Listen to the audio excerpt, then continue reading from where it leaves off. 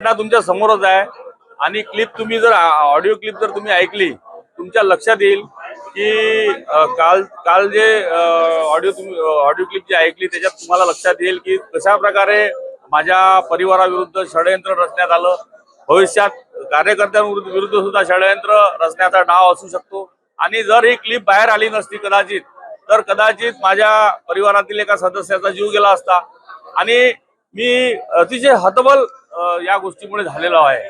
आणि जे स्वतःला गाडगे बाबा समजतात, स्वतःला समाजसेवक समजतात, त्यांचा सुद्धा दुसरा चेहरा हा समोर जनतेच्या समोर आलेला आहे की हा व्यक्ती राजकारणासाठी कोणत्याही स्तराला जाऊ शकतो।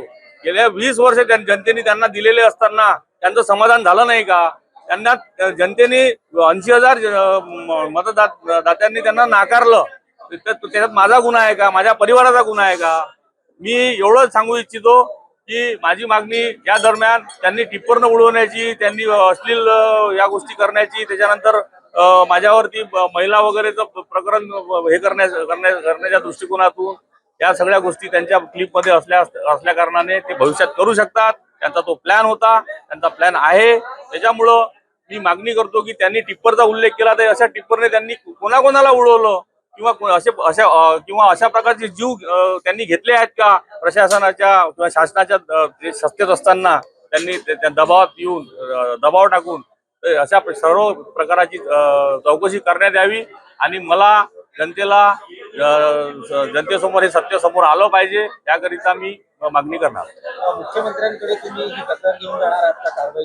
हो, मी सन्माननीय मुख्यमंत्री महोदयांच्या मला म्हणजे सध्या तर आता संपर्क नाही, अधिवेशन झालं तेव्हापासून, परंतु निश्चितच मी या 1-2 दिवसात त्यांच्या भेटीला जाऊन त्यांच्या समोर काही मागण्या देणार आहे, त्यांना माहिती देणार आहे आणि मी मागणी करणार आहे। अशा प्रकारच्या दहशतीच्या वातावरणात मी काम करू शकत नाही किंवा मी प्रचंड हतबल अवस्थेत असल्यामुळं मला न्याय देण्यात यावा।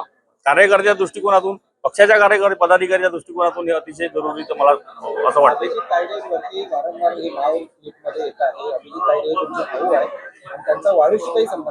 अजिबात नाही, अजिबात नाही। तुम्ही दाखवून द्या, मला दाखवून द्या।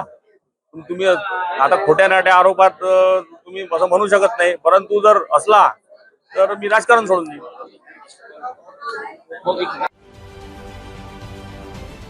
महाराष्ट्रातील सर्व बातम्यांचे विश्वासार्ह व्यासपीठ, सकाळच्या सर्व सोशल मीडिया प्लॅटफॉर्मला लाईक, फॉलो आणि सबस्क्राईब करा। तसंच सर्व नोटिफिकेशनसाठी बेल आयकॉन प्रेस करायला विसरू नका।